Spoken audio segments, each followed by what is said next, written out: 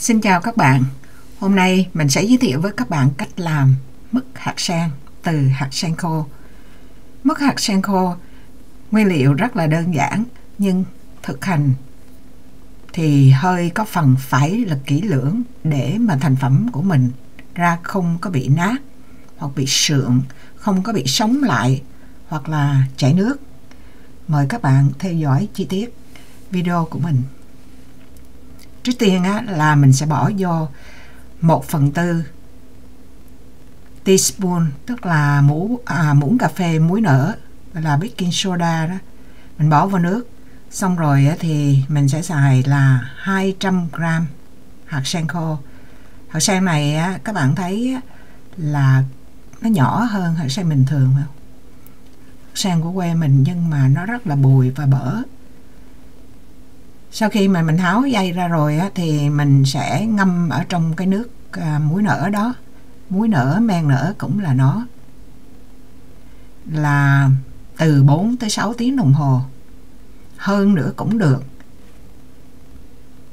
Rồi sau đó thì mình sẽ xả nước đó đi, cái nước baking soda đó mình xả cho sạch hết cái mùi đó, mình cho đến khi nào mà cái nước nó trong mà không còn mùi nhiều nữa thì được, ok. Nếu bạn kỹ lưỡng thì mình sẽ đem từng hột ra, mình coi thử nó có còn sót tim ở trong đó không. Thường sen khô thì họ xâu thành chuỗi, thì khi họ xâu đó thì nếu mà có sót đi nữa thì nó cũng đẩy ra rồi, chứ không phải là như hạt sen tươi. Thành ra cái phần đó thì cũng không có quan trọng lắm. Nhưng mà mình phải tìm cái hạt nào mà nó chai, nó không có nở, mình ngâm nó không nở là mình biết là mình làm mứt không có được, thì vắt nó đi. Hoặc là những cái hạt mà cái vỏ lụa nó còn nó làm xấu mứt, với lại làm cái đường của nó bám lên, nó không có màu trắng tinh được, bởi vì mấy cái màu nó sẽ ra màu nâu. Thành ra các bạn mà muốn đẹp thì các bạn phải kỹ lưỡng cạo cho sạch mấy cái vỏ lụa đó. Ở phía trên cái gọi là cái nấm nó cũng hơi có màu đậm đậm, nếu bạn kỹ thì cạo luôn, còn không thì kệ nó cũng không, cái bãi đó nó cũng không có ra màu bao nhiêu.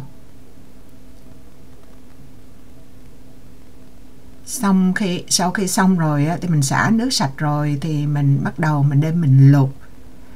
Mình sẽ bỏ vô là nửa muỗng cà phê muối biển.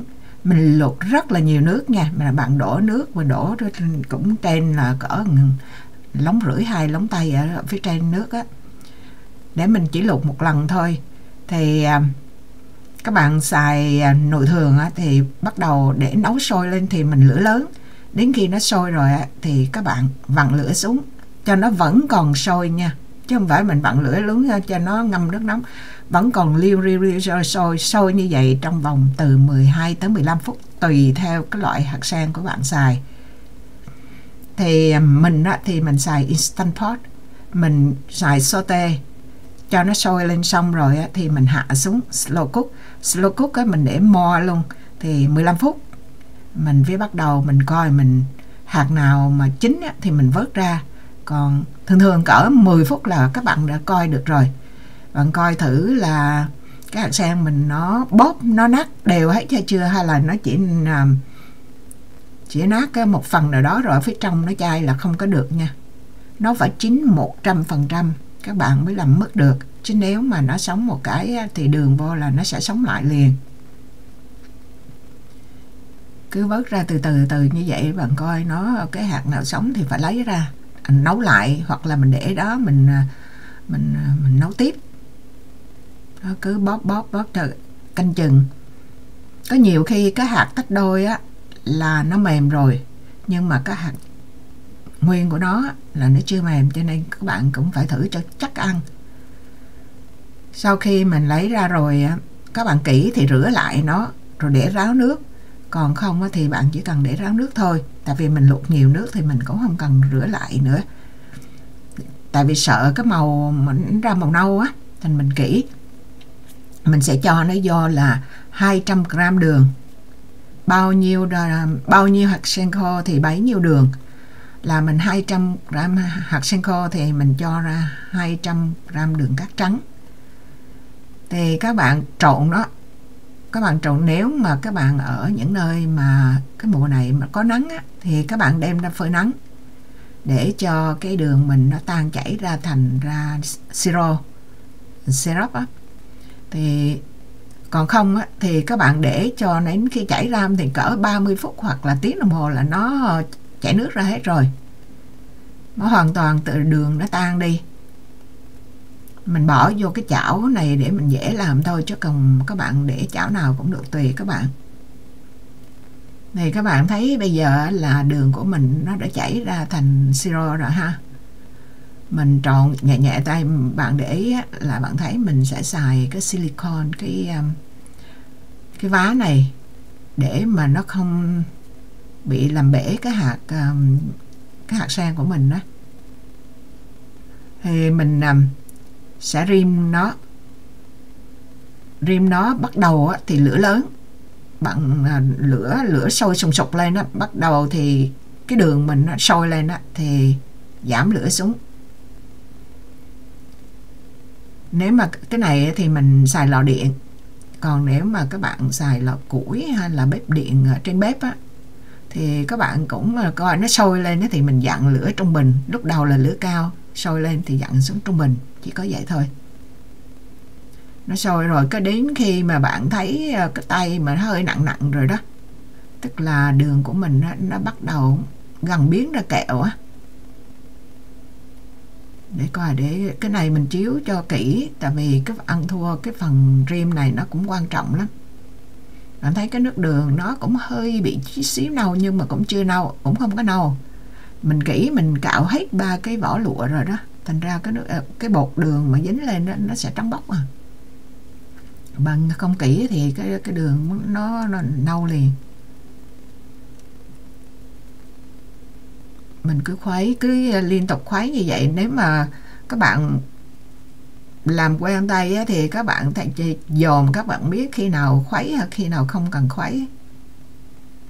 Nhưng mà mình cho bảo đảm thì cứ khuấy cho rồi, chứ nhiều khi tại vì cái lò điện của mình lò điện dỏm cũng không phải là dỏm lắm, nhưng mà nó chỉ có cái vòng dây ở dưới đáy thôi, thành ra có thể là dưới đáy nóng, ở trên cái chảo nó không nóng, thành ra mình phải khuấy liên tục. Rồi bây giờ mình thấy bắt đầu là nó nặng tay, mình đẩy đi mà ở phía giữa mình nó trống á, bạn thấy không? Đó, nó sạch, tức là đã gần biến thành kẹo thì mình phải hạ lửa xuống lửa trung bình liền. Đừng có để mà nó nóng nữa là nó hóa ra kẹo luôn á.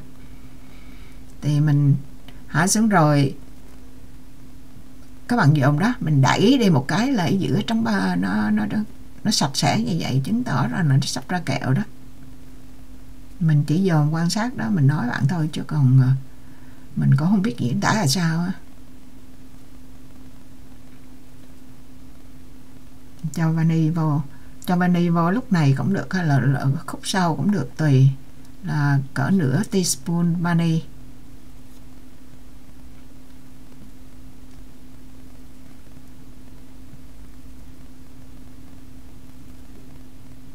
Này mình chiếu kỹ cho các bạn xem coi nó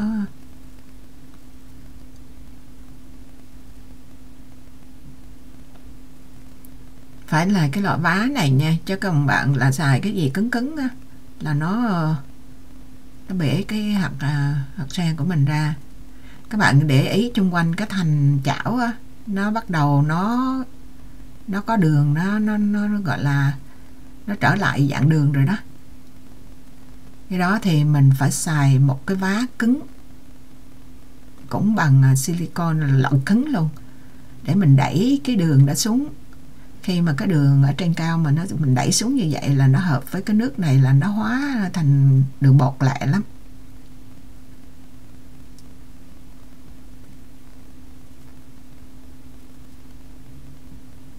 Cái chịu khó làm vậy. Cái này mình cũng có hơi chiếu nhanh rồi đấy nha. Các bạn nhớ là cái này mình phải là kiên nhẫn, chứ mình làm gấp á, nó hóa đường gấp á, thì ở phía trong nó vẫn chưa thấm đường, thì các bạn sẽ bị ướt trở lại khi mà mặc dù nó khô. Bây giờ mình dùng cái silicone loại cứng hơn á, mình đẩy trên thành xuống để nó bám với cái đường này. Bây giờ thì mình đã thấy nó bắt đầu nó hóa đường rồi á, thì mình phải giảm lửa xuống thấp nhất. Đó, bạn thấy mình cứ đẩy xuống đó. Tại vì cái chảo này là nó có cái lớp chống dính á, thành ra nếu mà bạn xài cái loại cứng mình cạo lẫn hư. Và cái thứ hai nữa, nếu mà bạn cái vá mà cứng quá thì nó sẽ bị bể cái hạt sen của mình. Thành ra một cái cứng một cái mềm.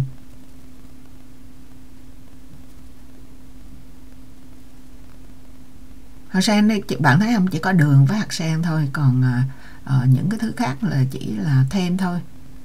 Mà làm ra cái hạt sen mà cho nó như họ bán á, nó khó lắm. Tại vì mình phải làm kiên nhẫn. Mình lục quá ra trớn một chút á, thì mình rim nó ra bột.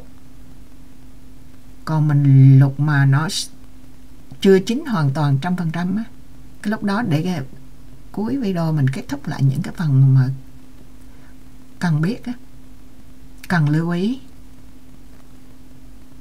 Đó, mình cứ đẩy chung quanh nó xuống, mình nhẹ nhẹ.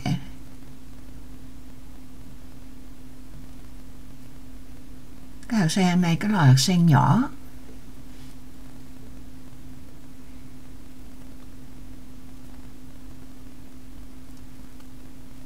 Bằng cái kiên nhẫn nha. Tại vì làm cái này khi mà nó bắt đầu đóng đường rồi, mình làm nó cũng 20 phút nữa.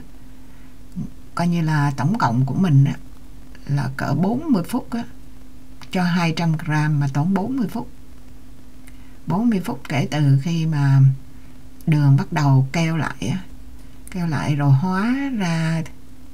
Mình phải lửa nhỏ từ từ nó, thay vì bạn làm bạn phải sấy lại á, thì mình cái này mình làm từ từ. Nếu mà bạn để mà nó chảy nước á, ví dụ như mình làm xong rồi mà bạn để cỡ qua đêm đến sáng nó chảy nước lại, nếu mà nó chưa khô ở phía trong á, nó chỉ khô lớp ngoài thôi, thì sáng hôm sau nó sẽ bị chảy nước lại. Thì các bạn đi sấy lại lần nữa. Khi mà nó chảy nước là các bạn biết là ở phía trong nó chưa thấm đường. Có thể phía trong nó còn sống hay như thế nào đó. Thì khi bạn sấy lại á, thì cái hạt sen của mình nó sẽ bị chai đi. Thành ra mình cố gắng mình làm một lần thôi. Mình làm chậm. Mình lửa nóng ẩm sơ sơ thôi. Cái nào mà nát á, thì mình bóc ra mình đớp đi. Đó, ví dụ như cái này nát rồi đó.